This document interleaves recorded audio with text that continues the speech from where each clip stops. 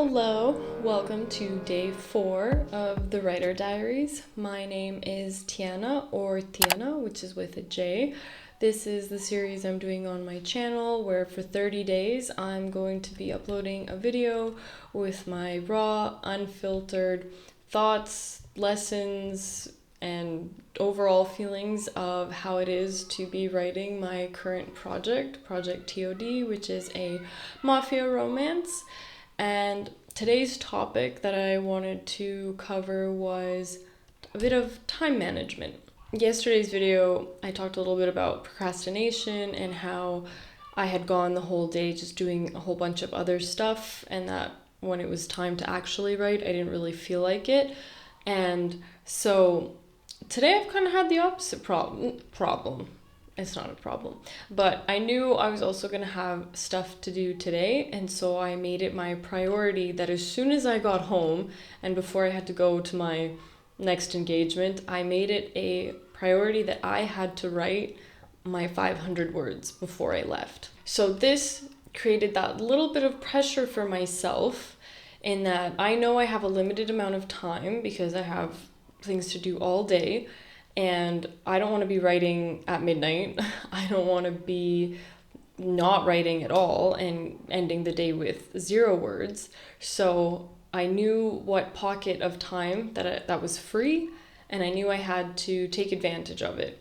And this is where that time crunch or that bit of pressure can actually work in your favor. When you know, obviously, that you have a limited amount of time to do something, you're going to work extra hard to try and get whatever you need to in that writing session or whatever thing that you're doing. There's like some law that it's called, I think it's Parsons law. Let me Google it. So it's called Parkinson's law, and it's basically like the idea that how much time you have to complete a task is that you will fill in that amount of time to actually complete it. So, let's say I give myself 6 hours to write 500 words, it'll probably take me those full 6 hours. But if I only give myself an hour to do that, then more than likely I'll be able to get it done in that time. And so this is where that time constraint and that pressure can make it easier for you to actually complete a task or get it done sooner. I've actually noticed too is that when I've been doing my Pomodoro sessions, I do sessions of 25 minutes.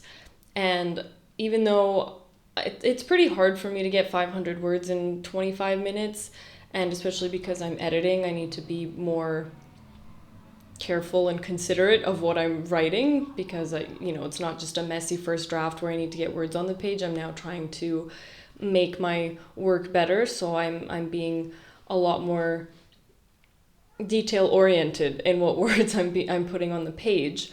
So, but I can get about 250 words in a minute if things are going really well and I'm in the flow state. What I've been noticing, I kind of did this automatically with my Pomodoro sessions, is I'm like, okay, I have 25 minutes. I want to get 200 words in by the end of this Pomodoro session.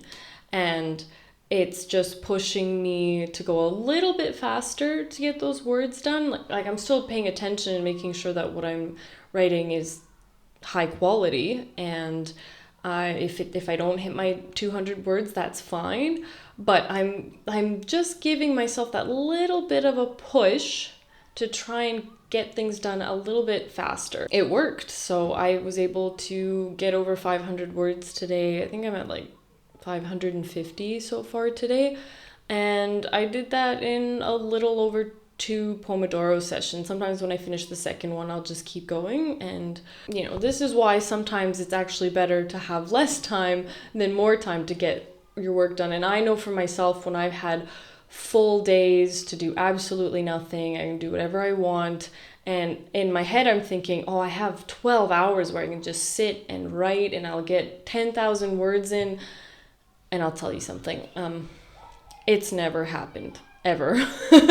So literally, I've actually written the most when I have like 2 to 4 hours.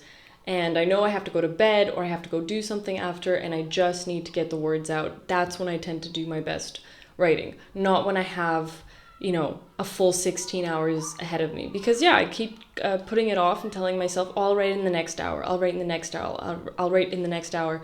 And then, it's midnight and, oh, I'm too tired. This is also really nice for those of you that feel like you have no time to write, that you have absolutely no free time, because then what you can do is you can identify these little pockets of time that you have, which you probably have more than you think you do, and utilize them to do your writing.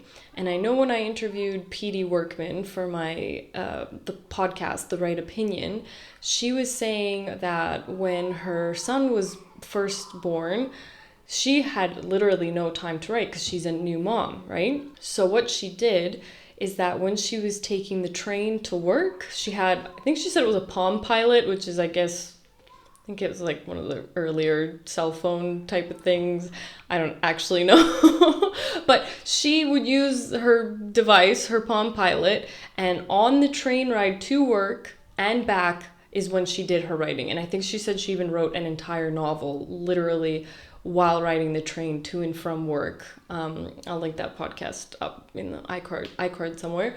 And so this is a great example of how you can utilize this pocket of time that you can't really do anything else with, but you can sit and write there. Like most of us have smartphones.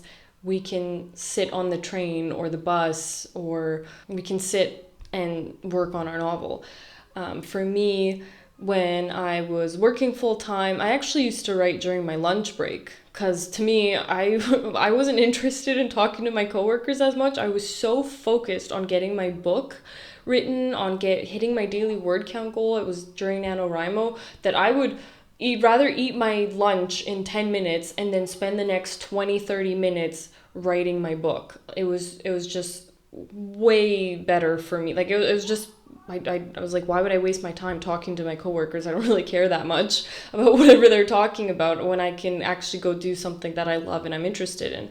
So, whatever little pockets you can find, even if it's 15 or 20 minutes, that's still something that you can use to work on something that's important to you, your book or a painting, or reading your favorite book, because most people say they don't have time to read anymore. So rather than doom scrolling through your phone or laying down and thinking, oh, I need to rest, no, you probably need to engage your mind in something that you love, because that's what's going to fuel you and what's going to energize you so much more than doing draining activities like talking to people you don't really care about, or going to engagements that don't mean as much to you, because, I don't know, we're too scared to say no, or we feel like we have obligations to people and things that we probably don't. So I encourage you to either shrink the amount of time that you have to do your writing, depending on how much free time you have, or if you feel like you have no time, take a look sometimes in your day, and I'm sure you'll be able to find a pocket where you can spend it working on the project that you're working so hard on. That's my reflection for today's writer diary. I hope you guys enjoyed it. Let me know what you think. Are you someone who needs to chunk their time down so that they have less time to write, or are you scrambling to find time to write? I'm kind of in the latter camp, or in the former camp, in that I have more time than I probably need, but I'm trying to utilize it as best as I can. And thank you for tuning in to today's episode of The Writer Diary. If you like this video, you already know what to do. Bye!